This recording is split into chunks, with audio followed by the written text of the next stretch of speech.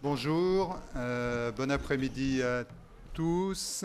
Donc, cette session, qui est une session double, comme vous allez le découvrir dans un instant, s'intéresse aux questions d'investissement de long terme et de politique industrielle. Donc, nous avons longtemps hésité, puisque nous travaillons beaucoup au sein du cercle des économistes pour savoir si on allait appeler cette session politique industrielle ou investissement de long terme. Et après de nombreuses réunions, nous avons trouvé une motion de compromis qui est de l'appeler investissement de long terme et politique industrielle. Je dis que c'est une motion de compromis parce que je préférais politique industrielle et investissement de long terme. Alors, pour introduire ce sujet, puisque c'est mon travail, je vais dire quelques mots. Vous trouvez normalement sur vos tables un texte un petit peu plus long que j'ai produit avec quelques co-auteurs et un texte de Daniel Vitry. Et donc, je serais heureux d'avoir vos remarques ensuite à l'occasion de rencontres dans les couloirs. Alors, l'industrie française, pourquoi ce thème? Cette industrie fait l'objet d'une attention renouvelée. Si vous ouvrez les journaux depuis quelques mois, vous avez entendu parler des états généraux de l'industrie. Vous avez entendu parler de la... Je crois qu'on ne va pas y arriver si vous parlez en même temps, je suis désolé. Je suis obligé de faire comme mes amphithéâtres, c'est un peu... Voilà. Donc, états généraux de l'industrie, conférence nationale de l'industrie, observatoire du fabriqué en France, et j'en passe. Donc, l'attention des politiques pour notre industrie est quotidienne. Alors, pourquoi cela? Eh bien, ça fait évidemment écho à la dégradation récente des performances de l'industrie française, qui est en réalité le résultat de trois phénomènes. Le premier phénomène, c'est ce qu'on appellera tout simplement la désindustrialisation. Je vais y revenir dans un instant.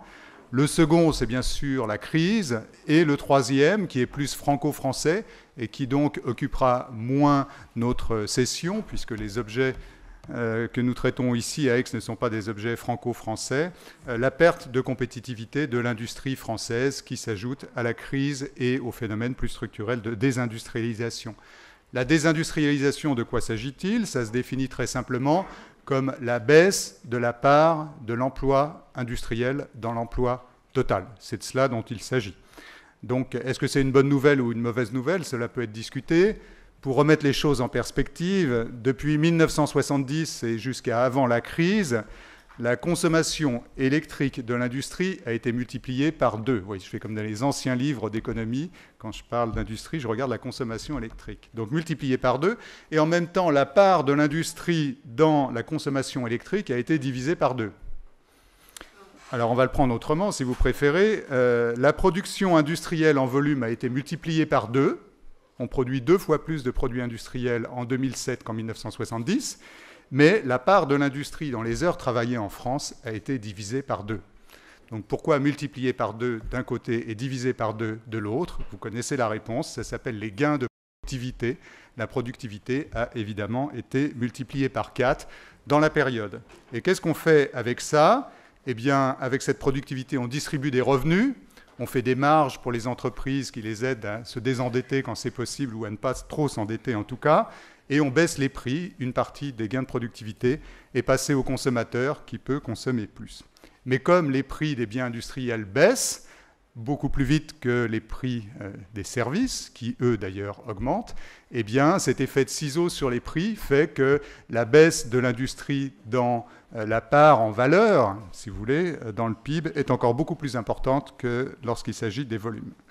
Alors pourquoi tout ça? Eh bien pour insister sur un point, qui est le seul point important à retenir, c'est que l'industrie, avant d'être un secteur défini statistiquement, parce que cette frontière est floue, où s'arrête l'industrie, où commence-t-elle, on ne sait pas, l'industrie est d'abord une méthode. La méthode, c'est de produire en grande série, d'introduire du progrès technique, de faire de la productivité, de distribuer des revenus.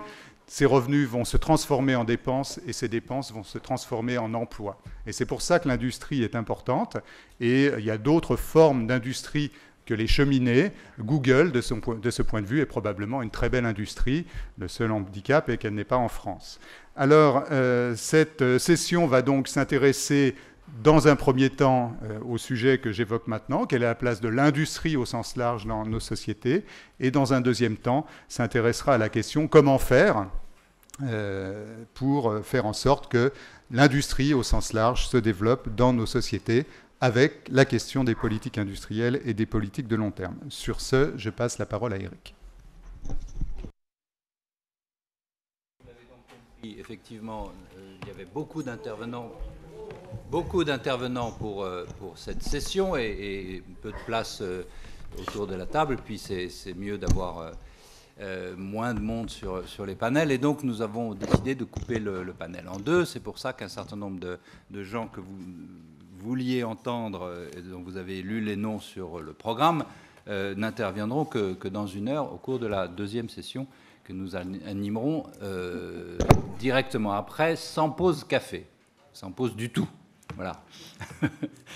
Pour parler d'un sujet qui redevient d'intérêt, si je puis dire. Moi qui suis l'industrie comme journaliste depuis longtemps, c'est vrai que le discours sur la politique industrielle pendant longtemps a tourné en rond entre des étatistes qui voulaient investir pour défendre des champions nationaux et des libéraux qui disaient que c'était une absurdité très dangereuse, que ça grillait beaucoup d'argent public et c'était se soumettre au lobby. Eh bien, vous verrez qu'en réalité, la pensée et la pratique des groupes a singulièrement changé et qu'aujourd'hui, c'est pour ça que je pense que le Cercle des économistes a voulu reparler de politique industrielle, ça redevient d'intérêt. Industriel au sens très large, comme l'a dit Lionel, c'est une méthode, ça s'applique aussi à beaucoup de choses, y compris, je pense, mais Éric Orsenal dira mieux que moi, évidemment à l'agriculture.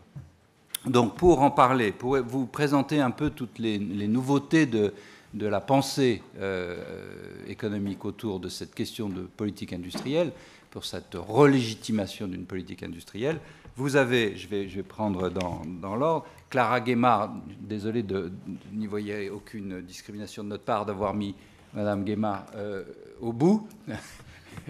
Elle était simplement prévue dans le second panel, j'explique tout, et elle a finalement remonté dans le premier, donc voilà.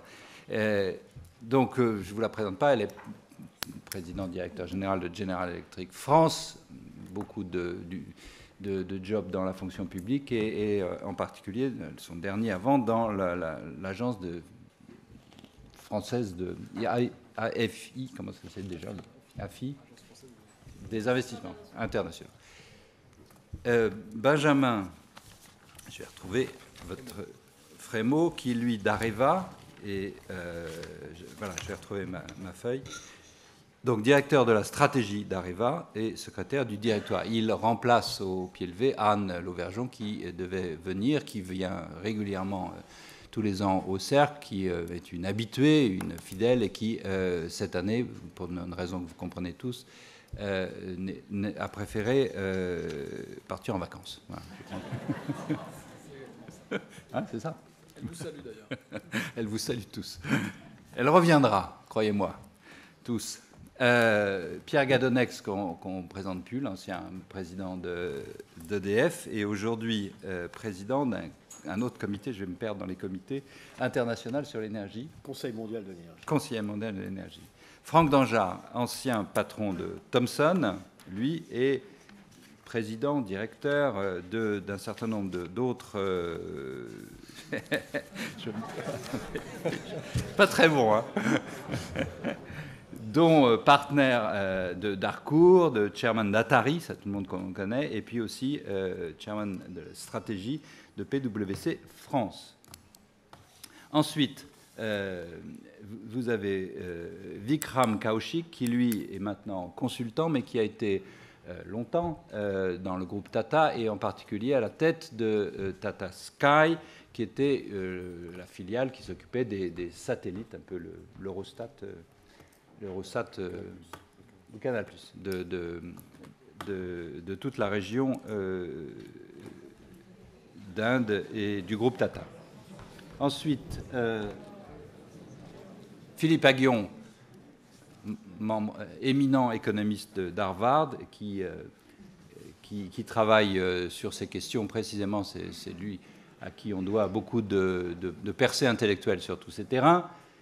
Et puis, la personne qui va commencer à discourir, c'est son métier, Éric Orsenna, que je ne vous présente pas, et je ne ferai pas la blague que, comme nous sommes dans le long terme et tout le temps long, et l'investissement de long terme, il fallait évidemment demander à un immortel de commencer.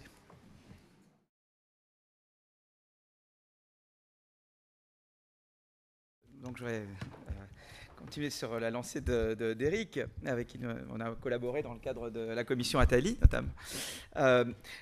Il y a maintenant un consensus, enfin, et que nous avons contribué à bâtir au fil des années, qu'il y a des politiques qu'on appelle horizontales de soutien à la croissance. C'est-à-dire que avoir de bonnes universités bien gouvernées, investir massivement dans l'enseignement supérieur, libéraliser les marchés de produits, les marchés de biens, avoir une politique active du marché du travail, ça, ce sont des politiques qui favorisent la croissance. On appelle ça des politiques horizontales. À côté de ça, il y a des politiques de soutien sectoriel ou verticales. On appelle ça aussi politique industrielle. Et bien, la politique industrielle, elle a mauvaise presse en Europe et dans le monde, alors qu'en fait, plusieurs pays en font. Mais c'est un peu comme le don't ask, don't tell. Je ne sais pas si vous savez, dans l'armée américaine, vous savez, il y a une histoire sur les homosexuels. Il ne faut pas dire qu'on l'est, il ne faut pas demander si vous l'êtes. Eh bien, la politique industrielle est sujette au même don't ask, don't tell, quoi. Et l'idée, c'est de dire, eh ben, de la même manière qu'on a réformé le don't ask, don't tell, Obama l'a fait, on doit faire pareil avec la politique industrielle en Europe. Voilà. Ça, c'est le... Alors, pourquoi? Alors, quels sont les arguments contre la politique industrielle? Pourquoi la politique industrielle a mauvaise presse? Parce que d'abord, il y a des arguments valables. On dit, voilà, écoutez, le gouvernement choisit des champions, des gagnants. Mais d'où le gouvernement sait qui est bon et qui n'est pas bon? D'abord, le gouvernement peut se planter. Et puis la deuxième chose, c'est que le gouvernement peut être sujet à des pressions. C'est-à-dire que, eh bien, les petits copains, les uns, et donc ça c'est dangereux, c'est pas bon. Et ça biaise la concurrence. Or, on sait que la concurrence est importante pour la croissance. Et donc, ce qui se passe, c'est qu'on dit, si on croit que la concurrence est bonne pour la croissance, et elle l'est, alors il faut beaucoup se méfier de la politique industrielle. Et l'idée dominante, notamment parmi les autorités européennes, c'est qu'il y a une antinomie entre politique sectorielle et politique de la concurrence. Vous ne pouvez pas être à la fois, selon eux, pour la politique de la concurrence et pour la politique sectorielle. Alors nous, on pense au contraire, moi et les personnes avec qui j'ai travaillé sur ce sujet, que le moment est venu de repenser la politique industrielle et de la refonder. Alors pourquoi il faut repenser et refonder la politique industrielle? Il y a plusieurs raisons. D'abord, le laisser-faire, c'est-à-dire la non-intervention des gouvernements dans les choix sectoriels, donne souvent de très mauvais résultats. Par exemple, en Europe du Sud, ça a conduit les pays comme la Grèce ou l'Espagne à se spécialiser dans l'immobilier et à faire des bulles immobilières, qui a été finalement très nuisible, qui a donné... C'est un peu comme les trois petits cochons qui construisent leur maison en paille, quoi. Ils auraient dû construire leur maison en briques. Et maintenant, ils payent un prix très cher d'avoir mis tous leurs œufs dans l'immobilier au lieu d'aller dans des secteurs porteurs de croissance, des secteurs high-tech, des secteur qui vraiment leur permet d'accéder au savoir technologique. Ensuite, il y a le laisser-faire a aussi conduit des pays comme les États-Unis à se spécialiser d'un côté dans la Silicon Valley, vous voyez ce que je veux dire, la R&D très high-tech, et le reste c'est les Burger King. Et un petit peu l'image que les gens ont aux États-Unis, comme Suzanne Berger par exemple, elle s'inquiète que si vous voulez, les États-Unis devient un pays dual, où vous avez d'un côté la Silicon Valley et de l'autre côté le type qui vous fait les McDo, quoi. Et que tout le reste est en fait délocalisé ailleurs. Alors que l'Allemagne, on considère que c'est mieux. Il y a des segments que l'Allemagne a délocalisés, mais ils ont réussi à préserver des segments en aval de la R&D abstraite, quoi. Et en fait, on se dit de plus en plus, peut-être que finalement, dans ce débat entre les Allemands et les Américains, peut-être que les Allemands ont raison, et les Allemands, ils font en fait de la politique industrielle, peut-être sans le dire, mais ils en font. Une autre considération qui nous amène à reconsidérer la nécessité de la politique industrielle, c'est parce que la mondialisation nous met en concurrence avec des pays, en particulier la Chine, qui, eux, font de la politique industrielle. Et l'Europe ne peut pas rester sur le bord de la route, parce que si on le fait, on se condamne à des déficits durables de notre balance commerciale et de notre balance des paiements. La mondialisation, avec des pays comme la Chine qui font de la politique industrielle, nous oblige à faire aussi de la politique industrielle. Et puis il y a un autre argument, le dernier, c'est le climat. Le climat, c'est quoi? C'est qu'on peut produire sale ou produire propre, et innover sale et innover propre. Or, vous savez, si vous êtes, par exemple, bon en cuisine et mauvais danseur, eh bien, si on vous dit d'innover, vous allez innover dans ce dans quoi vous êtes bon. Mais nous, on a été surtout bons dans les industries polluantes. Donc, on tend à innover sous laisser-faire dans ce à quoi on était bon avant. D'où l'importance d'avoir un gouvernement qui redirige le changement technique, qui incite à dire, voilà, vous avez fait de l'innovation dans des choses qui produisent du CO2, eh bien, allez vers l'innovation verte et je vais vous aider à faire de l'innovation verte. Par exemple, Obama qui soutient les voitures électriques dans General Motors. Eh bien, ça, c'est un modèle qu'il faut développer. Voilà. Ça, c'est les raisons pour lesquelles on doit reconsidérer la politique sectorielle. Maintenant, comme je ne dois pas rester trop longtemps, quelles sont les nouvelles... Combien de temps j'ai? Moins combien? Moins une minute déjà? Oh là là. Alors, les nouvelles lignes d'action, quel est mon principe? Le principe, c'est de faire de la politique industrielle d'une manière qui préserve, voire amplifie la concurrence. C'est-à-dire qu'au lieu de dire je prends un champion, eh bien, vous allez prendre certains secteurs, des secteurs porteurs. On les connaît, la biotech, les énergies renouvelables, les nanotechnologies. On sait qu'il y a des secteurs porteurs de croissance, des secteurs high-tech. Vous prenez un secteur, mais au lieu d'aider une firme, vous dites j'aide toutes les firmes qui vont dans ce secteur. Comme ça, je préserve la concurrence. Parce qu'évidemment, la concurrence est une force motrice de la croissance. Mais vous faites de la politique sectorielle d'une manière qui aide la concurrence. Ça veut dire que vous ne donnez pas toute votre aide à une firme ou à un petit nombre de firmes, mais à toutes les firmes qui veulent aller dans un secteur. Et puis, vous mettez en œuvre des systèmes ouverts d'appel d'offres. Et puis, vous avez des mécanismes d'exit. Si vous vous rendez compte que votre aide, elle n'est pas bonne, eh bien, vous vous arrangez pour en sortir. Par exemple, le cofinancement public-privé est une bonne manière d'avoir des mécanismes d'exit. Donc, la conclusion que je veux mettre, c'est que le débat n'est pas existentiel. Il n'est plus est-ce qu'il faut oui ou non de la politique industrielle. La réponse est que oui, on ne peut pas se passer de politique industrielle. La question c'est comment concevoir et gouverner la politique industrielle. Et en cela, le grand emprunt est un exemple. Vous voyez la réforme universitaire. Qu'est-ce qu'on fait avec le grand... Moi je suis dans le... Je ne devrais pas le dire, mais je suis dans le jury IDEX. Bon. Qu'est-ce qu'on fait? Eh bien... non, bon, ça se sait. Bon, vous me tenez. Donc voilà. Qu'est-ce qu'on fait dans ce jury? Bon, ben voilà, qu'est-ce qu'on fait? Eh bien, les universités doivent venir avec des projets transformateurs. C'est-à-dire que l'argent est donné quand il y a une gouvernance à la clé. C'est-à-dire que maintenant, subvention et gouvernance, ça va la même chose. C'est vrai pour les universités, ça doit être vrai aussi pour la politique industrielle, ça doit être vrai pour les différents domaines dans lesquels l'État intervient. Donc c'est une nouvelle manière de faire de la politique publique et donc qui est en fait ouverte par ce débat. Merci beaucoup.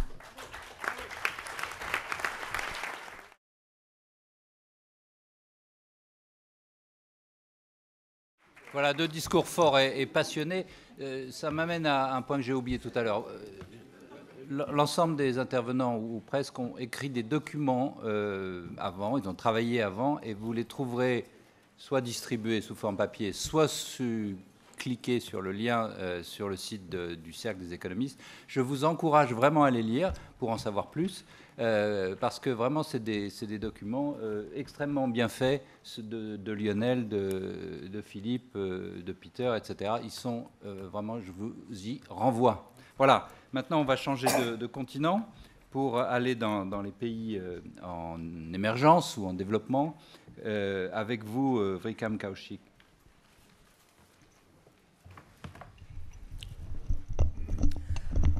Ladies and gentlemen, the previous speaker spoke briefly about innovation and the importance of innovation. So I'm going to innovate very quickly and first speak in English when everybody else will speak in French. The other is, I was a bit struck that the audience expects a lot of knowledge about how to manage degrowth or the lack of growth. Regrettably, the challenge in the country I come from is how to manage growth. So it's quite the opposite. So with your permission, I shall quickly just mention a few things. I was told not to give a speech, but to cover just a few key points. The biggest challenge that a country like India faces today is bringing hundreds of millions of new consumers into the organized market for products and services. And I'm not exaggerating, I really mean hundreds of millions of new consumers coming into the market. And for those of us in business, this is the size of our ambition. We're in business to try and change lives, not merely to make a small difference or make some money while we're at it.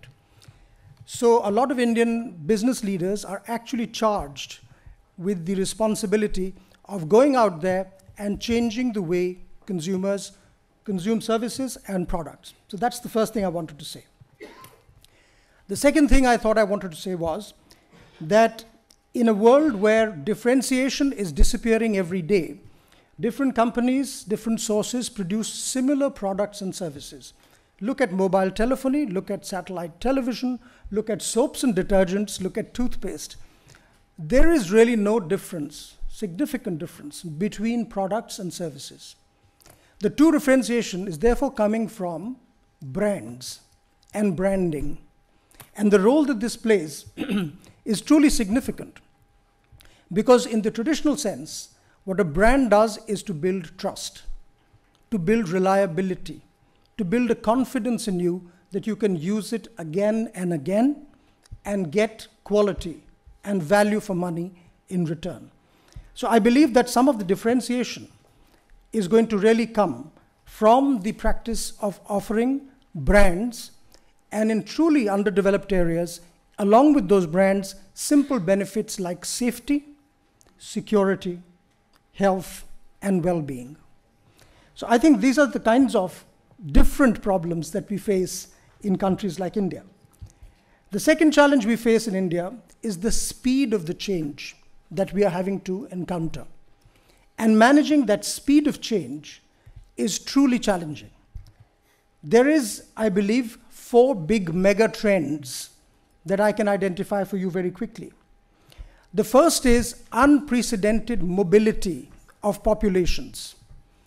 Interestingly, this is not merely Indians traveling out of the country, but Indians traveling within the country. So internal mobility is posing as large a challenge as external mobility is. And the implications of this mobility are tremendous. It is helping break down the caste system and transferring it more to a class system that all of us in the developing world are more familiar with. It is helping the flow of money. It's trying to spread education, and as a consequence, talent, which was otherwise isolated in certain areas, is now able to move and be capitalized upon or exploited adequately. So mobility is, in one word, becoming a new equalizer for India. The second dramatic development is our younger population. 60% of Indians are below the age of 35. You can just imagine what that does to the products and services we're trying to sell. If the bulk of the population is below the age of 35, they have very short attention spans, they want more variety, they are open to experimentation very, very much more quickly than older populations, and they really have no time or patience to allow businesses to take their time to come to maturity and then find their feet. You are either successful at the first shot or forget it, let the next guy come along and try. So that's really a very interesting development as well. This, of course, results, the younger population, in what is often called the demographic dividend. Now, the demographic dividend often is read very simply as large amounts of young people, therefore large labor force. Actually, the dividend also works in another way, which is you have to support a smaller proportion of older people as a society. And therefore, the expense that you incur as an economy on that large number of older people is something that you don't really have to undertake as a part of your resource planning. So that's the second thing. The third thing is this younger population is adopting technology much, much faster and has a hunger to succeed. So mobile telephony is growing at about 1 to 5 million a month, depending on the month. Satellite television grows at about 1 million new consumers a month. And we are already talking of half the population having been covered by mobile telephony and about a third by television and satellite TV. So I would like to finish merely by saying that the implications these changes have for industrial policy development for the government is that from the role of being the main provider, government is moving industrial policy in the direction of public and private partnership more and more. Because resources available to the government are limited, they need that this should be supplemented by private partnerships and private industry as well. The second thing is that as far as businesses are concerned, the opportunities presented are so large that a lot of competitors come in right at the beginning, leading to fragmentation and some really tough questions of viability in terms of the low pricing that you have to compete with. So I would just like to leave these 3 or 4 points for you to think about. We are a dramatically changing economy and a dramatically changing country, really struggling with managing the speed of change and trying to manage scale while maintaining viability. Thank you.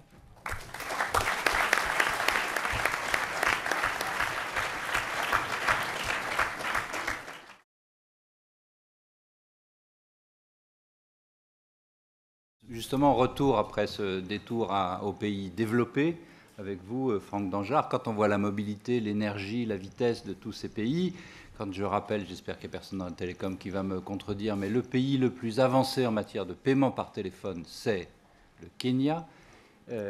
Franck, qu'est-ce qui nous reste ? Si la question est posée comme ça, quels sont les secteurs qui peuvent fonder un renouveau industriel des pays du Nord? La réponse est a priori aucun. Donc il faut creuser un tout petit peu. Ouais. Alors j'ai fait ce qu'on fait en général, j'ai regardé les rapports. Il y en a à peu près un par jour sur les 10 dernières années sur la question. Pas facile de renouveler un sujet comme celui-ci, donc je vais prendre le point de vue du chef d'entreprise, de l'administrateur, du patron de groupe, qui trouve toujours ces débats sur les politiques industrielles un tout petit peu surprenantes. Je ne vais pas vous parler de politique industrielle, mais vous faire simplement 4 observations. D'abord, évidemment, Vikram vous en a donné un exemple, vous venez de poser la question, Eric, les pays en développement ont un besoin massif, bien plus important que les nôtres, d'industrialisation. D'abord pour des questions d'emploi, pour des questions de gestion de l'arrivée de ces centaines de millions de nouveaux consommateurs qui ont des price points, des besoins en matière de coûts qui sont sans commune mesure avec ce qu'on connaît nous. Je voulais vérifier mes faits avec Vikram il y a un instant. L'ARPU moyen, donc la consommation mensuelle indienne est de 1 euro. Il n'y a pas beaucoup d'opérateurs occidentaux qui savent fonctionner avec 1 euro. Donc les modes de fonctionnement, de consommation sont totalement différents. Et puis enfin, ils ont tous des besoins énergétiques massifs. Le modèle économique qui leur permet de se développer avec une énergie propre sont là aussi totalement différents. Donc ils ne vont pas nous attendre pour investir dans les clean tech. 2 exemples. Un, il y a 10 ans, j'étais patron d'un groupe du CAC 40, et on s'est posé la question de savoir si on investissait dans les panneaux solaires, on considérait que c'était déjà trop tard, il y a 10 ans. Donc quand je vois des déclarations sur les usines de panneaux solaires dans les Landes ou ailleurs, c'est tout simplement pas sérieux. Je suis administrateur d'une société indienne qui est le principal producteur de panneaux en Inde. C'est après 4 ou 5 Chinois ou 5 ou 6 Chinois, c'est le groupe indien. Donc les pays du Sud ne vont pas nous attendre. Deuxièmement, on parle beaucoup, Lionel me posait la question, est-ce que les technologies de l'information et des communications, est-ce que les TIC, le secteur des TIC est particulier? Alors il est particulier en ce sens que la numérisation fait perdre tout effet de différenciation au processus de production lui-même. Donc la délocalisation est facile. Et non seulement la délocalisation, mais l'externalisation est facile sur des gens, sur des contract manufacturers comme Foxconn, comme Flextronics, que vous connaissez. Donc la différenciation et le succès dans les marchés ne vient pas de là, ne vient plus de là. Elle vient de la relation client, du design, du product marketing, du contrôle de certains éléments, de certaines briques de technologie. D'où un Apple, qui est, Clara me corrigera si je ne suis pas à jour, qui est la première capitalisation mondiale, toujours. Avec GE, ils sont en permanence en train de shifter de mois à mois. C'est une entreprise d'électronique grand public. L'électronique grand public dans les pays occidentaux n'a pas particulièrement bonne presse. Apple y arrive parce que ce n'est pas sur l'élément non différenciateur que naturellement ils ont leur part de marché. Alors la délocalisation du manufacturing est beaucoup plus lente quand dans les industries où le process lui-même est un élément de valeur ajoutée, est un élément de différenciation significatif. Ça a été pendant longtemps le cas, par exemple, dans l'aéronautique. Je serais surpris, d'ailleurs, je pense que sur les récents salons du Bourget l'a clairement démontré, ça ne le sera pas nécessairement pendant très longtemps. Donc ça, c'est ma 2e constatation. 3e constatation, l'obsession industrielle du Nord est parfois un peu surprenante. Je viens de l'industrie des technologies, des industries de technologie. Les entreprises de technologie ne sont pas particulièrement de gros employeurs. Apple a 50 000 personnes, je suis administrateur de la 4e société de software au monde, Symantec, qui a 16 000 personnes. Les très gros employeurs comme IBM ou HP le sont parce qu'au moins 2/3, si ce n'est plus, de leurs effectifs sont dans les services, pas dans la partie haute technologie. Au niveau sectoriel, même constatation. Si on additionne l'ensemble de l'emploi dans les biotech, dans les semi-conducteurs et dans les clean tech aux États-Unis, on a 1% de l'emploi américain. 6% dans la finance, 12 ou 13 dans la distribution. Donc, ça n'est pas en tant que tel, avec des questions d'industrialisation, qu'on réglera les problèmes d'emploi. Deuxième constatation, beaucoup d'entreprises font les deux. D'ailleurs, il n'y a pas vraiment d'entreprise qui produit sans développer ou essayer de développer des activités de service. Je citais les cas d'HP ou d'IBM, c'est le cas d'Ericsson, c'est le cas de TI, c'est le cas de Rolls-Royce. Pratiquement toutes les entreprises productrices, même d'ailleurs producteurs de software, développent des services. Donc pour nous, l'opposition n'a pas nécessairement beaucoup de sens. Lionel rappelait Google. L'ensemble des activités technologiques sont, j'ai du mal à savoir si on est dans la production, si on est dans les services. C'est une distinction un peu artificielle. Et enfin, dernier point, on parle toujours des effets positifs d'entraînement de l'industrialisation. C'est probablement vrai, mais encore faut-il avoir conscience que ça suppose des réorganisations complètes pour que cet effet d'entraînement joue un rôle sur l'ensemble de l'économie. Avoir conscience que ça suppose une modification des processus industriels qui souvent ont des effets destructeurs sur l'emploi au départ et qui peuvent avoir également des effets très négatifs sur les balances commerciales dans le court terme. Donc l'opposition me paraît très largement artificielle. Ceci étant dit, dernier point, il n'y a pas du tout de fatalité en la matière. Je vais prendre 4 exemples très concrets que, en général, j'ai vécu très directement. Au niveau de la décision très microéconomique d'investissement du chef d'entreprise, je vous ai donné l'exemple des panneaux solaires où on avait dit non. Je vous donne un exemple tout à fait opposé d'un bien physique totalement banalisé et relativement peu automatisé. La main-d'œuvre était relativement importante. Où, en tant que patron du groupe, il me paraissait évident que la délocalisation en Inde était la survie de notre budget de l'année suivante. On a, pendant 4 ans de suite, fait les études. Nos collègues indiens nous démontraient en fait qu'en raison des besoins des clients, de la nécessité de réaction, ce produit banalisé à main-d'œuvre relativement significative devait être produit, tenez-vous bien, en Californie. Donc, ces décisions microéconomiques sont analysées bien en détail, et quand on prend l'ensemble des facteurs en compte, évidemment, on n'arrive pas nécessairement à des conclusions de délocalisation. Apple, je le citais, est un groupe de l'électronique grand public et réussi dans un secteur parce qu'ils ont réussi à contrôler l'ensemble de la chaîne de valeur. Alors se posent des questions tout à fait justifiées sur leur capacité à contrôler les processus d'industrialisation qui sont toujours des éléments très importants, et c'est vrai qu'on peut se poser cette question-là, mais leur différenciation, elle est sur la marque, elle est sur le design, elle est sur le product marketing et certaines des briques de technologie. C'est ça l'avantage concurrentiel. Si je monte encore en gamme, il se trouve que je suis administrateur d'un grand groupe scandinave. Les pays scandinaves ont des clusters qui réussissent. Les Norvégiens sont tout à fait compétitifs dans la construction navale. Ça peut paraître un peu aberrant. Les Finlandais dans les télécoms et les Suédois dans beaucoup d'industries manufacturières parce qu'ils se sont focalisés dessus, ils arrivent à contrôler l'ensemble de la chaîne de valeur, y compris les processus d'industrialisation. Et enfin, pour prendre un dernier exemple, la création du standard GSM, parce que c'est un standard technologique, qui est une création européenne d'il y a maintenant 30 ans, a permis de créer une industrie au sens très large, même des industries, et s'est imposée dans le monde entier. Donc il n'y a pas du tout de fatalité. Je suis en ce sens d'ailleurs pas du tout ricardien. Je pense qu'il ne s'agit pas de choisir tel ou tel secteur qui aurait des avantages particuliers pour nos pays.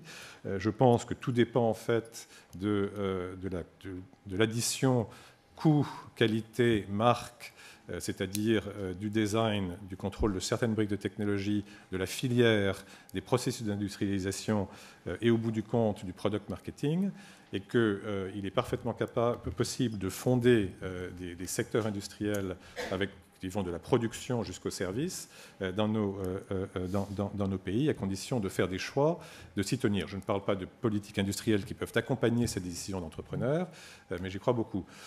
Je pense que, peut-être pour terminer, peut-être faire une transition avec l'exposé de Pierre, le choix allemand des clean tech est tout à fait fascinant, parce que quelque part, ils ont brûlé les bateaux, et donc leur obligation de réussite sur les 20 ans qui viennent, avec une conception qui est tout à fait la leur d'une filière complète ou deux filières complètes, c'est un exemple très structurant qui me paraît souhaitable, qui n'est pas du tout incompatible avec un choix français de filière nucléaire.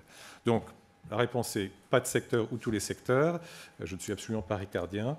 Je pense qu'il faut qu'on fasse des choix de secteurs, qu'on s'y tienne et qu'on se focalise, en ayant naturellement une attention précise à être toujours compétitif sur le plan international, aux éléments principaux que sont design, technologie, product marketing, qui font le succès des exemples que j'ai cités.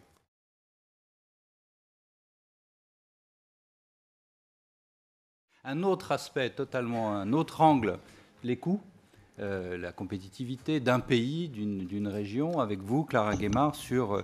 Alors vous êtes aujourd'hui représentante d'un grand groupe américain. Est-ce que c'est intéressant d'investir en Europe, dans l'industrie, et en France, dans l'industrie? Oui, alors comme il fait très chaud, je ne suis pas la dernière, donc moi je vais faire le quart d'heure américain, comme je suis la seule femme. 5 minutes, hein. 5 minutes, hein, mais ça sera un quart d'heure américain quand même. Peut-être 2 préjugés et 3 idées fausses. Le premier préjugé, c'est qu'on peut être femme, chef d'entreprise d'une entreprise industrielle et comprendre, ou du moins s'intéresser à la technologie et à la mécanique. La deuxième idée fausse, peut-être parce que j'ai été pris la contagion de la naïveté américaine. On peut être non seulement un investisseur heureux en France, mais un industriel heureux en France. Pourquoi ? Nous, on fait des moteurs d'avion, on fait des turbines à gaz, on fait du matériel médical. Peut-être qu'on est totalement naïf, mais on investit 150 millions d'euros tous les ans dans la recherche et développement en France. On exporte 5 milliards, on produit pour près de 10 milliards. On est plus gros que beaucoup d'entreprises du CAC 40 en France. Et pourtant, on continue à faire des profits, et des profits substantiels à partir de la France. Alors, ça, c'est les 2 préjugés. Les 3 idées fausses que je voudrais essayer de présenter, c'est des idées fausses que nous avons eues nous-mêmes. La première idée fausse, c'est que comme on est une entreprise de haute technologie, on a pensé pendant longtemps que notre avenir, c'était de fabriquer des produits de plus en plus sophistiqués pour une clientèle de plus en plus sophistiquée. En réalité, bien avant la crise, le développement du marché, c'est l'accès à tous. Apple l'a démontré, mais nous, on a fabriqué un appareil qui a la taille de ce téléphone et qui s'appelle un Viscan, qui permet de faire des ultrasons dans les campagnes chinoises, dans les campagnes indiennes et aussi chez nous. L'accès à tous pour la mobilité, pour l'accès aux besoins vitaux, l'eau, l'énergie, la santé, c'est là où va la croissance. Et l'accès à tous, c'est pas simplement dans les pays émergents, c'est pour nous. On a parlé de la dépendance, c'est le soin à domicile. Le soin à domicile, c'est pas simplement pour les personnes âgées, c'est pour les enfants, c'est pour les femmes, c'est pour les personnes qui sont temporairement malades. Et donc toute cette idée de l'accès aux besoins vitaux est le moteur de la croissance. La deuxième idée fausse, c'est que là aussi, comme on est une entreprise industrielle et de haute technologie, on vivait et on continue à vivre avec l'idée que tant qu'on a la propriété intellectuelle et tant qu'on a le savoir, on domine le marché. Ça reste vrai. Ça reste vrai, mais la réalité, c'est que la vraie croissance, c'est, comme on dit en beau français, on est passé de I know I can à I share I can. Si je sais, avant, le modèle industriel, c'était j'ai le savoir, donc je peux. Aujourd'hui, le modèle industriel, c'est je partage, donc je peux. Donc, c'est toute l'évolution vers ce qu'on appelle la co-création ou la valeur partagée. C'est-à-dire que plutôt que d'aller voir nos clients en leur disant on a les plus belles machines et on va vous les vendre plus cher que le modèle d'avant parce qu'il est plus sophistiqué, c'est d'aller voir le client et de lui dire on va vous aider à gagner de l'argent et on va le faire ensemble. On va travailler ensemble avec vos besoins pour faire non pas simplement un produit, mais un service, une solution complète qui va vous permettre d'être le meilleur sur le marché. Et soit dit en passant, en faisant comme ça, nous gagnerons de l'argent. La troisième idée fausse, c'est l'idée qu'il y a un antagonisme entre l'État et l'industrie. On a pendant longtemps pensé que si l'État nous laissait travailler et faire notre travail et ne se mêlait pas toujours de tout, ça serait beaucoup mieux. En réalité, dans tout ce qui... les nouveaux secteurs de l'économie, qui sont d'ailleurs pas nouveaux, mais ceux où il va y avoir de la croissance, la mobilité, l'efficacité énergétique, la santé, on voit bien que le partenariat public-privé, il est absolument essentiel. Et bien sûr, c'est très bien d'avoir le crédit impôt recherche, c'est très bien d'avoir les clusters, tout ça c'est de très bonnes politiques, mais ce qui est le plus important, c'est de savoir créer l'écosystème. Et je pense que contrairement à ce qu'on croit en France, nous avons une longueur d'avance dans l'écosystème parce que nous avons cette habitude entre les... Alors je ne dis pas que c'est parfait hein, et qu'il ne faut pas s'améliorer, mais on a quand même une grande habitude de travail entre les labos publics, entre l'État, entre les entreprises, notamment pour créer les technologies de demain. Je ne sais pas ce que donnera le grand emprunt, mais on peut espérer que ça fonctionnera. Et les pays anglo-saxons, notamment l'exemple des Britanniques, ont beaucoup plus de mal parce qu'ils n'ont pas cette tradition, donc ils n'ont pas le mécanisme pour que ça fonctionne.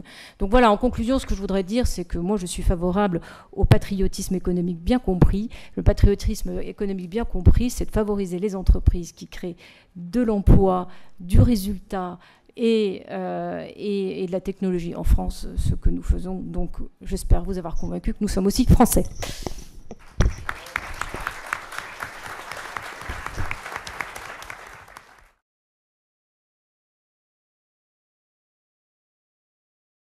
Pierre Gadonex, vous...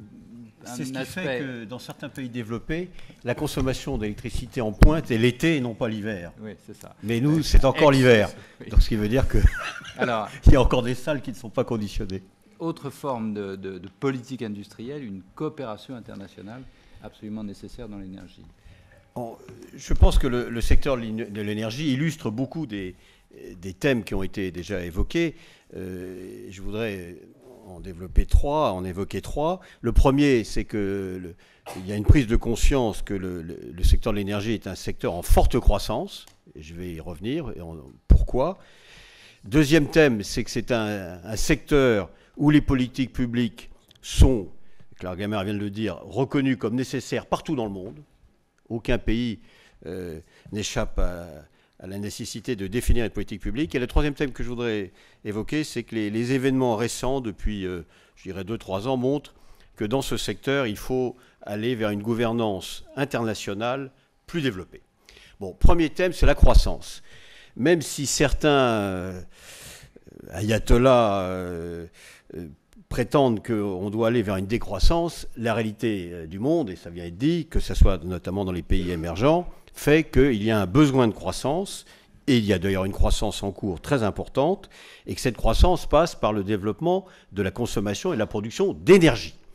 Aujourd'hui encore, les pays émergents consomment 3 fois moins d'énergie que la moyenne des pays de l'OCDE, et c'est pour ça que dans les décennies qui viennent, dans les 30 ans qui viennent, les 25 ans qui viennent, la croissance de la consommation d'énergie va être essentiellement dans les pays émergents.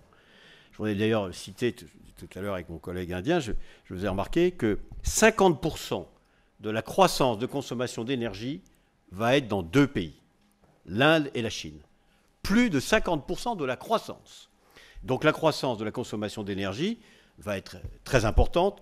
On estime que d'ici 2035, y compris en incluant tous les efforts d'économie d'énergie, la croissance de la consommation d'énergie dans le monde va se développer de 50%. Alors bien sûr, cette croissance, elle va être essentiellement dans les pays émergents.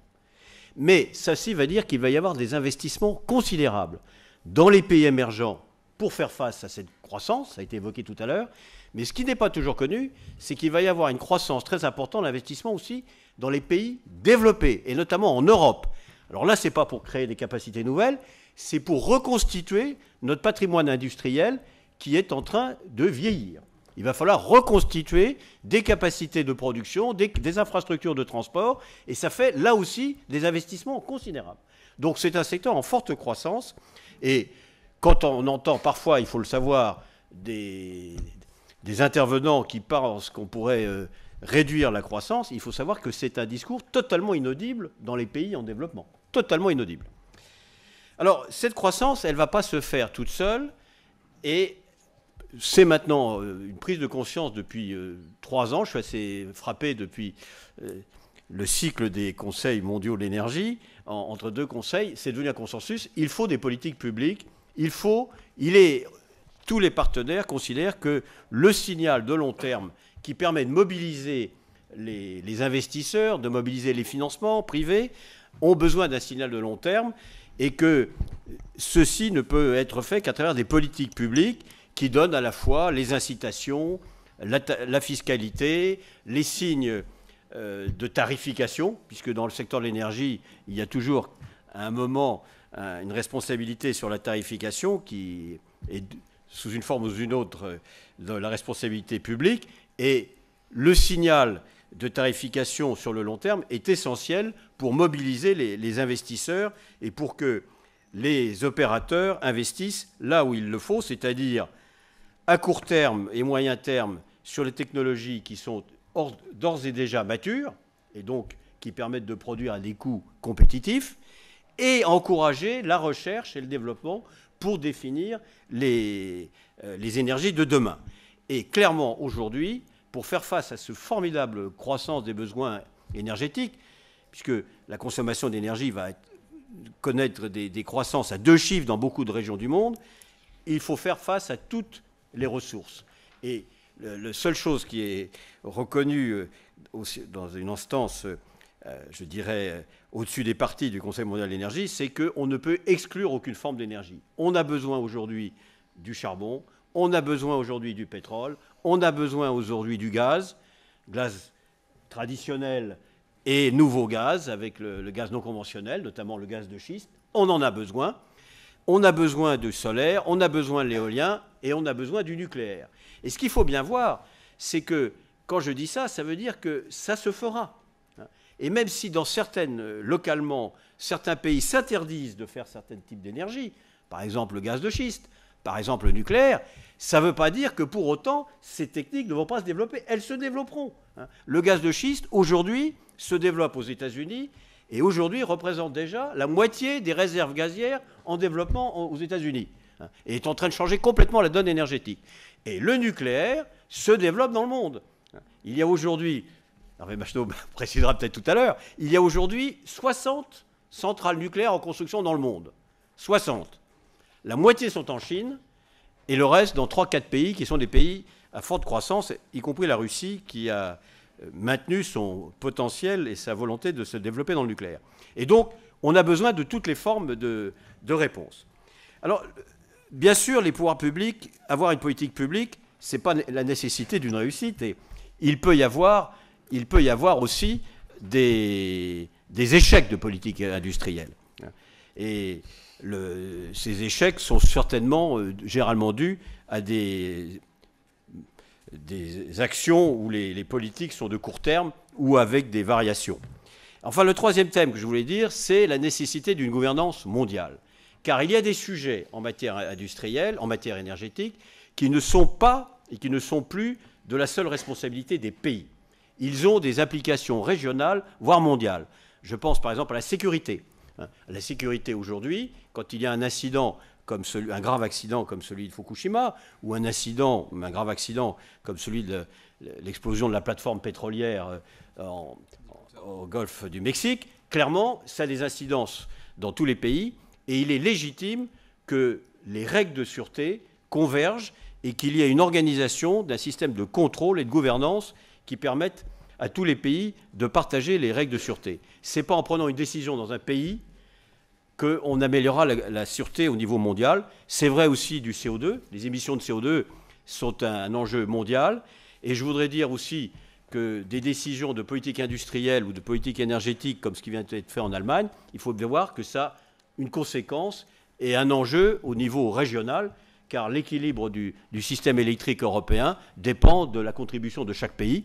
C'est ainsi qu'il y a 3 ans, quand il y a eu un incident grave en Allemagne avec une interruption de production, c'est le parc hydraulique français, pour grande part, qui a permis de maintenir l'équilibre. Et donc quand on modifie dans un pays les règles du jeu, ça a une conséquence pour l'ensemble du pays, et ça justifie une gouvernance mondiale. Alors gouvernance mondiale, c'est pas simple, parce que c'est multiparti, multi-pays, Et c'est pas simple, ce sont des processus compliqués.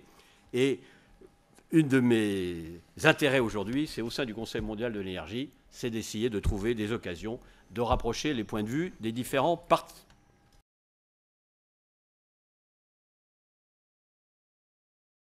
Alors, dernier intervenant sur l'énergie, avec un credo extrêmement simple, pas de politique industrielle sans politique énergétique, pas de politique énergétique sans politique nucléaire. Démonstration. Vous m'avez soufflé à la fois ma conclusion et mon introduction, mais bon, c'est pas grave. Donc, effectivement, il n'y aura effectivement pas de politique d'industrie sans politique industrielle étatique forte et de long terme, c'est très clair. Et il n'y aura pas de politique industrielle étatique sans que la politique énergétique soit prise en compte.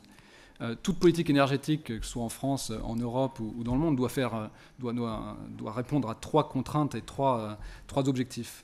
Premièrement, la sécurité d'approvisionnement et l'autonomie énergétique. Il faut effectivement que la nation ou l'Europe ou le monde s'assure que à la fois les habitants, les consommateurs individuels et les entreprises puissent à tout moment, qu'il fasse jour ou qu'il fasse nuit, qu'il souffle ou pas en mer du Nord en Allemagne, ou que la Russie ouvre ou ferme ses robinets de gaz, qu'on puisse avoir accès à l'énergie sur notre territoire.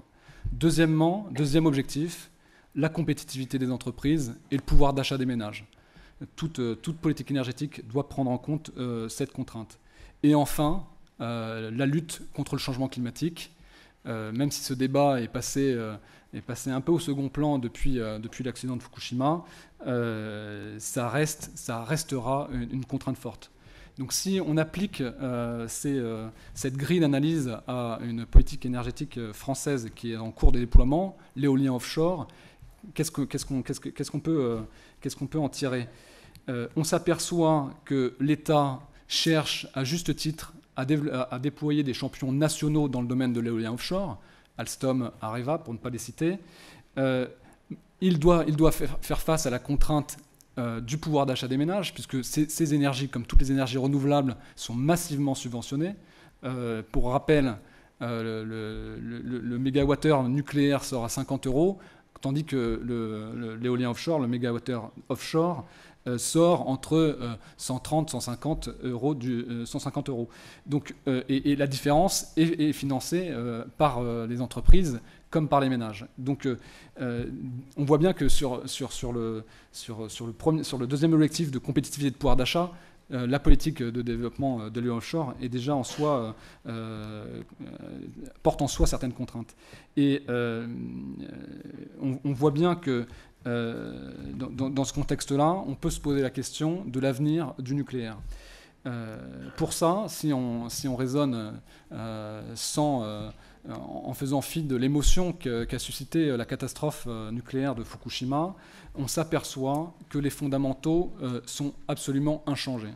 Comme ça a été dit par Pierre Ganonex, la demande en énergie va continuer à croître.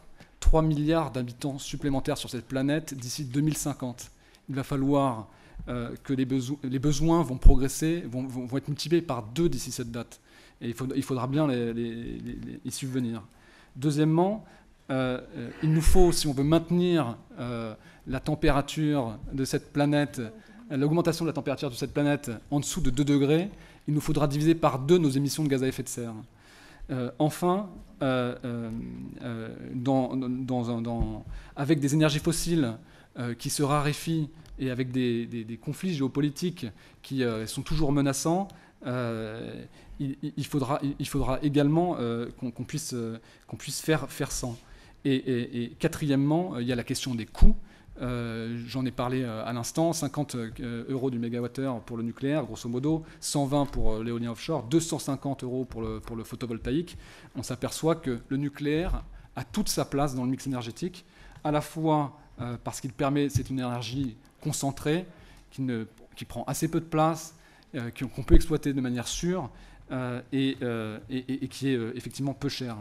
L'industrie française, d'ailleurs, en profite assez massivement, puisque l'écart de prix pour les industriels, j'imagine que Philippe Varin pourrait confirmer pour l'industrie automobile, l'industrie française bénéficie de prix 33% inférieur à la moyenne européenne. C'est absolument colossal. Et c'est d'ailleurs le prix de l'énergie, le prix de l'électricité français, grâce au nucléaire, qui est un atout comparatif incomparable si on regarde nos atouts comparativement à l'Allemagne. Donc, dernier point, et la décision allemande nous pousse quand même à se questionner sur l'avenir du nucléaire, et soulève au moins une question qui est celle de l'acceptabilité. Et je pense que, alors Anne Auvergeon ne peut pas être là pour vous le dire, ni Luc Courcel qui a pris la relève à la tête d'Areva. Le triptyque sûreté, sécurité, transparence, qui a été le credo d'Areva pendant 10 ans, reste tout à fait d'actualité. Il faut qu'on puisse continuer à faire de la pédagogie, il faut qu'on puisse continuer à ouvrir les portes et les fenêtres de nos usines pour rassurer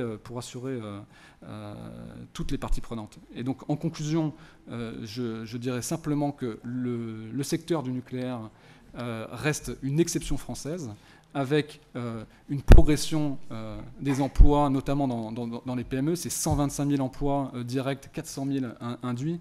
Et donc, comme je vous l'avais annoncé, je finirai effectivement par le même credo. Il n'y aura pas d'industrie sans politique industrielle, pas de politique industrielle sans politique énergétique, et pas de politique énergétique sans nucléaire. Et il est inutile effectivement d'opposer nucléaire renouvelable. Nous aurons besoin de toutes les sources d'énergie. Merci. Merci Benjamin.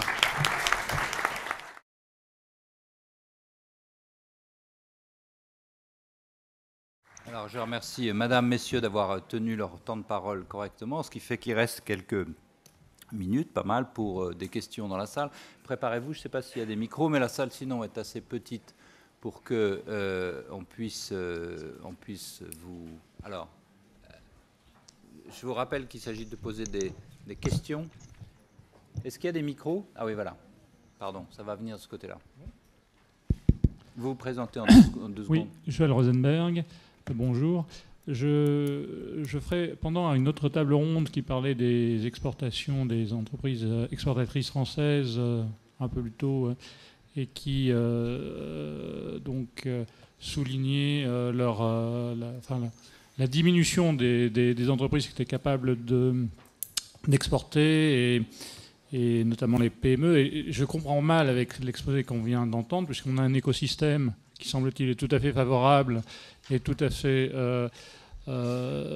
singulier, puisqu'il y a effectivement des liens entre les pouvoirs publics et la recherche publique et les entreprises, puisque nous avons l'énergie la moins chère du monde. Et j'ai du mal à comprendre pourquoi nos capacités industrielles sont aussi mal exportatrices. Oui, où est la faille? Alors, Clara, peut-être répondre, et puis Lionel, si D'abord parce que je crois qu'on est bon là où on était historiquement bon, dans l'aviation, dans la technologie énergétique, mais qu'on n'a pas su forcément développer les nouveaux... L'automobile, bien sûr. Mais ça, c'est parce que je laissais à Philippe le soin de le dire tout à l'heure. D'autant que dans l'automobile, il y en a d'autres, dans le domaine médical aussi, même si c'est détenu par des entreprises étrangères comme la nôtre, mais qu'on n'a pas su forcément développer les nouveaux secteurs. Ensuite, tout simplement parce qu'on n'y croit pas. Si vous lisez pourquoi les jeunes vont dans la finance et vont pas dans l'industrie, c'est que quand vous lisez la presse, les commentateurs et nous-mêmes, j'allais dire chefs d'entreprise, on vous dit que la France n'a plus d'avenir industriel.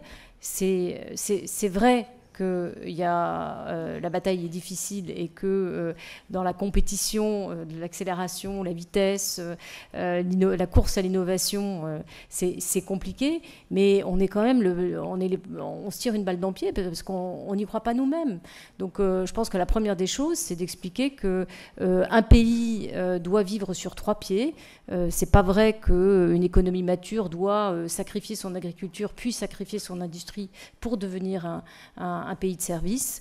L'agriculture, c'est important, l'industrie, c'est important. Il n'y aura pas de pays puissants économiquement dans les services s'il n'y a pas de technologie et s'il n'y a pas d'industrie. Donc d'abord, croyons-y.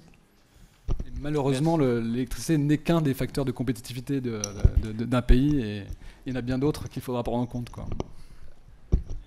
Attendez, Philippe, tu voulais dire un mot, non? Ou sinon Lionel sur la question qui est bonne, on n'a donné que des atouts ici, il y a quand même des problèmes en France. Donc d'un mot, oui, il y a un sujet, donc c'est une bonne question. Je crois qu'il faut faire attention dans le commentaire des chiffres à ne pas mélanger trois idées. La première, je ne dis pas qu'elles ont été mélangées dans la question, mais elles sont souvent mélangées dans les commentaires qui sont faits autour de ces questions. La première concerne le solde extérieur, donc la différence entre les exportations et les importations.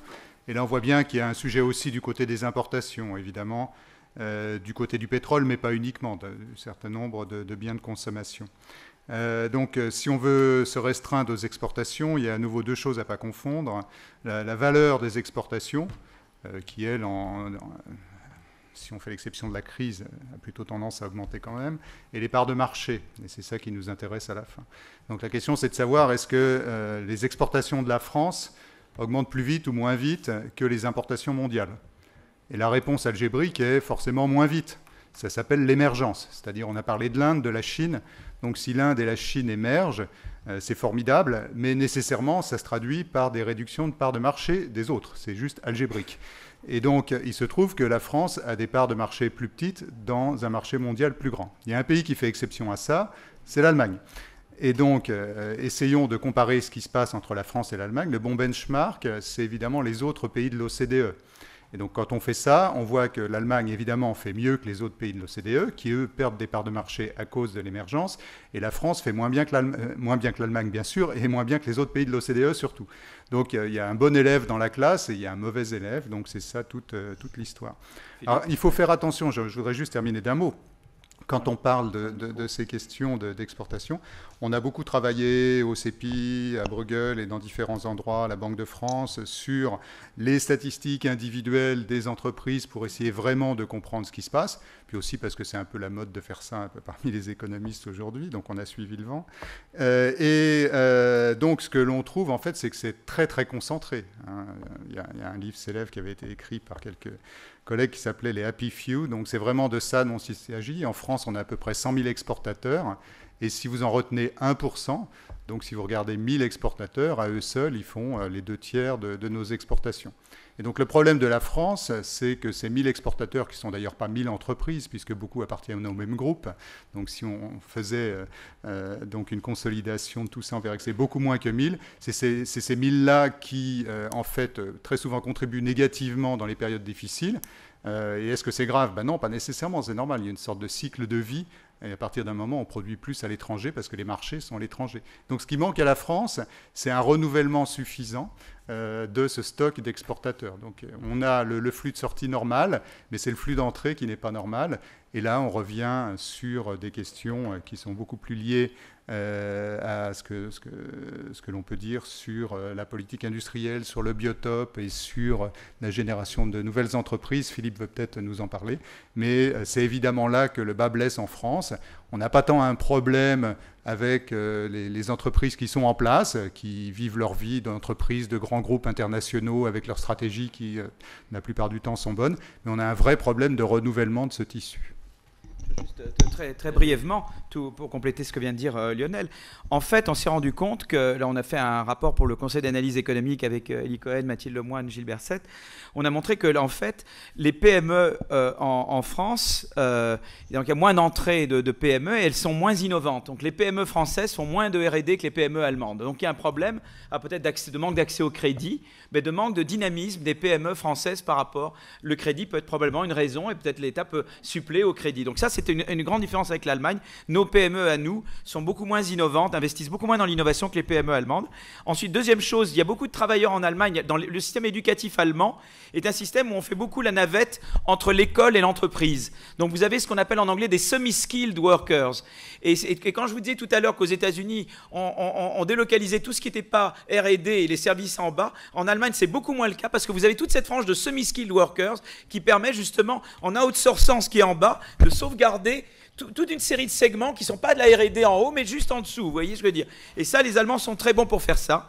Et puis l'autre chose, c'est qu'en fait, sous couvert de politique structurelle avec l'Allemagne de l'Est, les Allemands ont fait beaucoup de politique industrielle, en fait, sans le dire. Voilà. Merci. Merci. Autre question à vous. Grégoire Postel-Vinet, Direction générale de la compétitivité de l'industrie et des services, autrement dit ceux qui essayent d'écrire la politique industrielle au jour le jour. Une question d'abord sur peut-être pour Éric Orsena.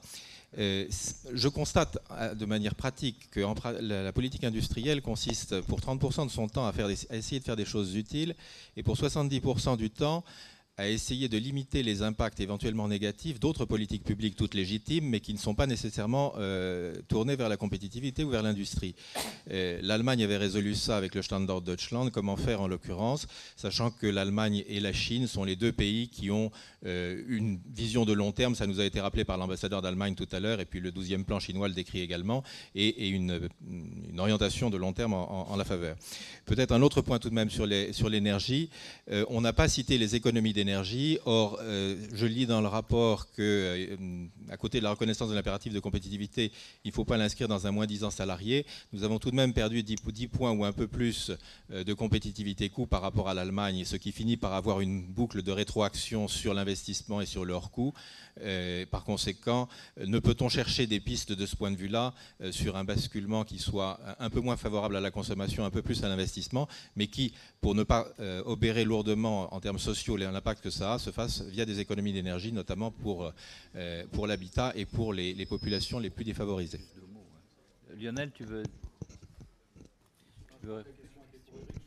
Ah, ouais.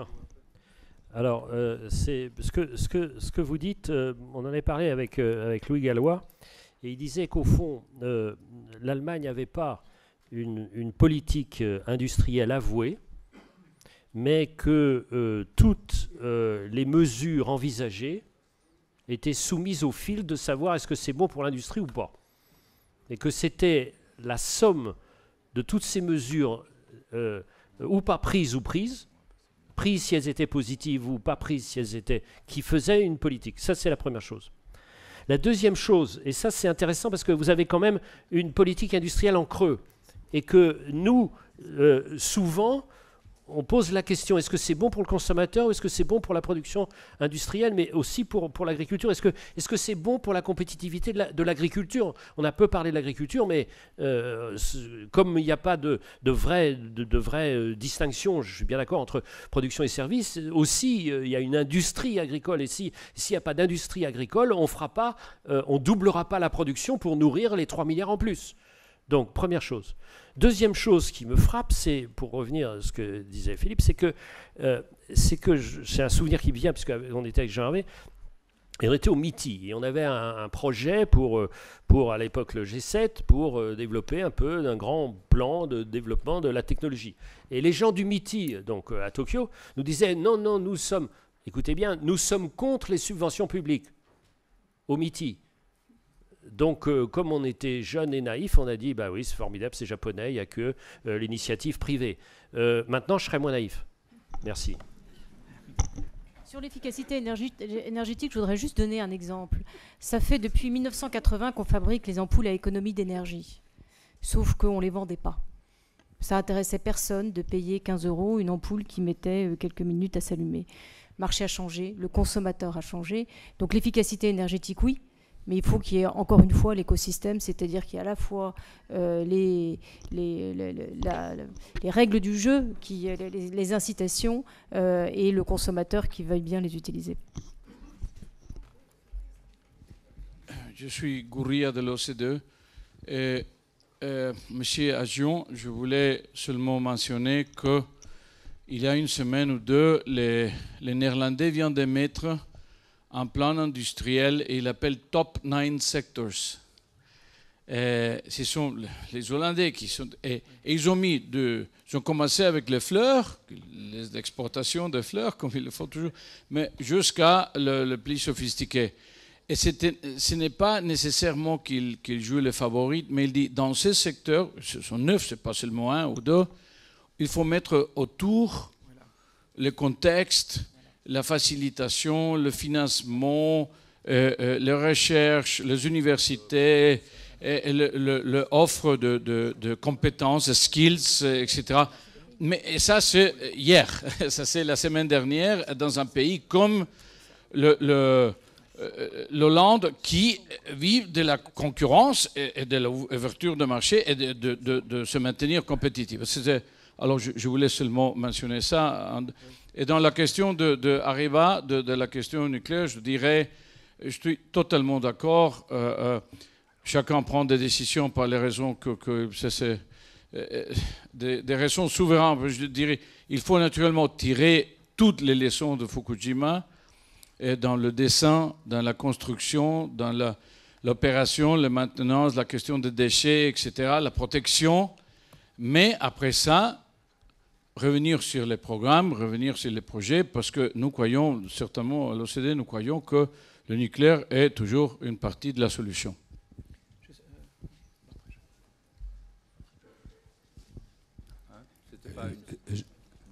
Jean-Pierre Destiendorf, je suis producteur agricole pas loin d'ici. J'étais longtemps dans l'agro-industrie chez Béguincet. Je n'ai pas entendu parler de biomasse. Il y a le phénomène de la chlorophylle qui est assez formidable pour capter de l'énergie. Est-ce que ça reste dans le portefeuille des choses intéressantes à envisager? Pour nous, c'est une industrie qui est en très très forte croissance. On a cette technologie qui est fabriquée en Autriche et je pense qu'on multiplie par 2 tous les ans le chiffre d'affaires. Donc oui, c'est un très grand secteur de développement. Et Areva a également une activité biomasse importante au Brésil. Donc effectivement, c'est des secteurs très intéressants. Sur le CDE. Mais très vite. Ah, d'accord, c'était pas une question, mais Philippe, très vite à propos des Pays-Bas. En fait, si vous voulez, je crois que le problème maintenant, tout le monde reconnaît qu'il faut repenser la politique industrielle, mais il faut la rendre concurrence compatible et Bruxelles compatible, quelque part. Et c'est ça tout le challenge. Il y a beaucoup de gens en France qui savent que la politique industrielle, c'est important dans d'autres pays. Il faut convaincre M. Almunia. Mais M. Almunia, il est prêt d'être convaincu, en fait. Je crois qu'il faut montrer aux gens de Bruxelles que c'est compatible, qu'il n'y a pas antinomie. Il y a une manière de faire la politique industrielle qui est compatible avec... Et la Hollande et les Pays-Bas sont un exemple. C'est-à-dire ils croient à fond, ils sont une petite économie ouverte, ils croient à fond dans les vertus de la concurrence. Et pourtant, ils ont compris qu'il y a ce qu'on appelle des spillovers, qu'il y a des externalités technologiques, il y a des secteurs qu'on peut développer qui ont des externalités de croissance sur le reste. Et bien cette idée-là n'est pas antinomique de l'idée de la concurrence. En fait, on peut tout à fait les réconcilier. Et je crois que c'est ça la politique industrielle de l'avenir. Merci, bonjour Floris Lally. J'aimerais savoir, en fait, vous avez évoqué l'idée que les pays développés doivent développer une politique industrielle forte. Ma question est la suivante. Est-ce que de ce fait, les BRICS doivent-ils développer une spécialisation dans les services?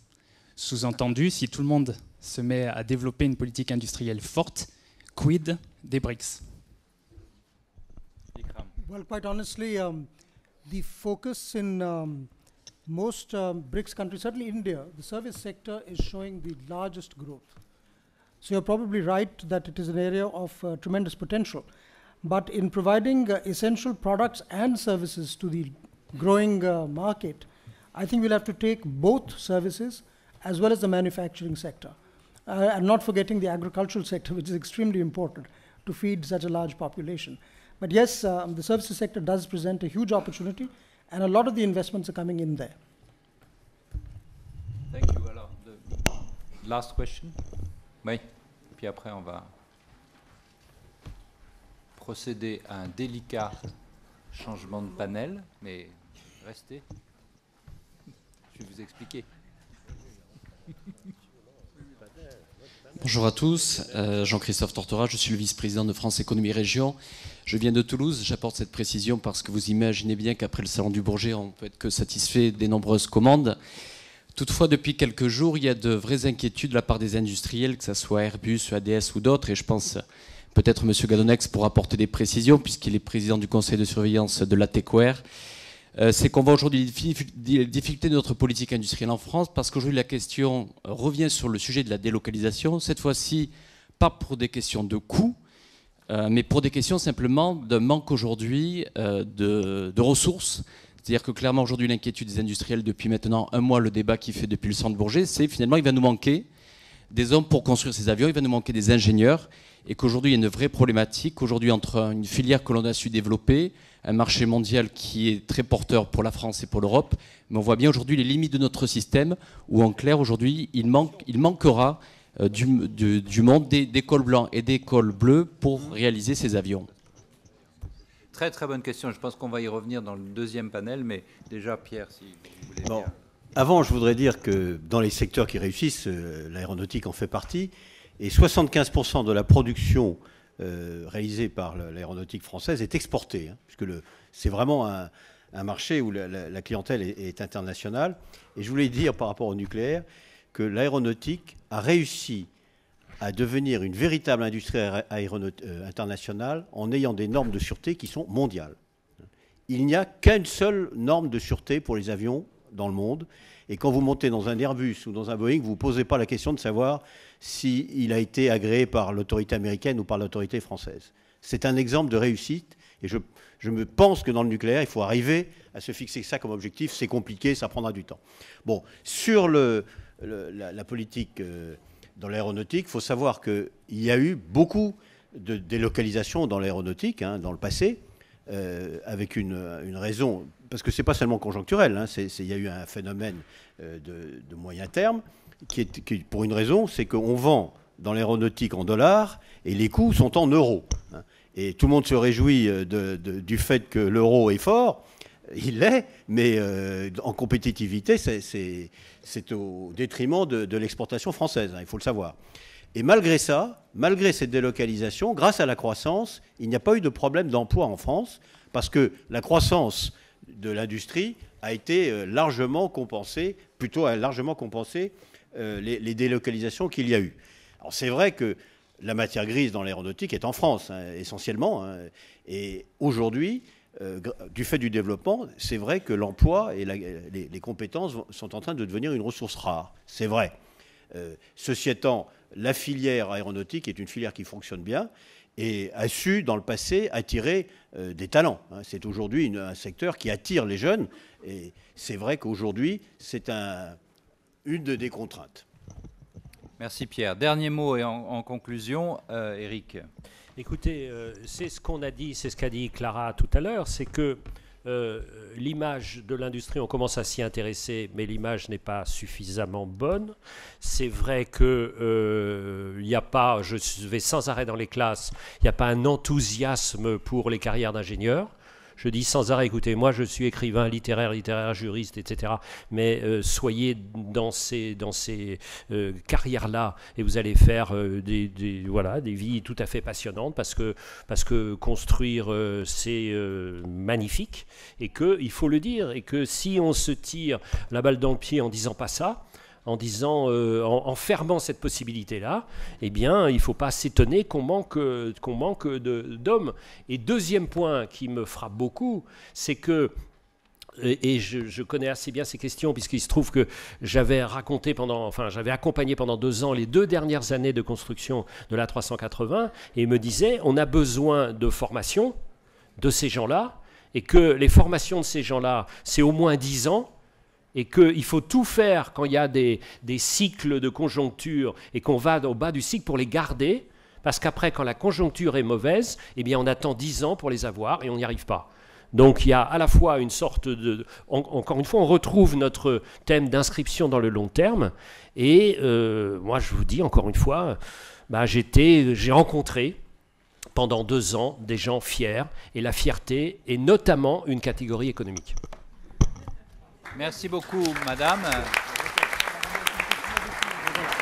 Merci beaucoup, messieurs. Alors, si Politique industrielle, première saison vous a plu, vous avez le droit à une 2e saison dans l'immédiat. Donc, vous n'avez qu'une seule chose à faire, c'est de rester.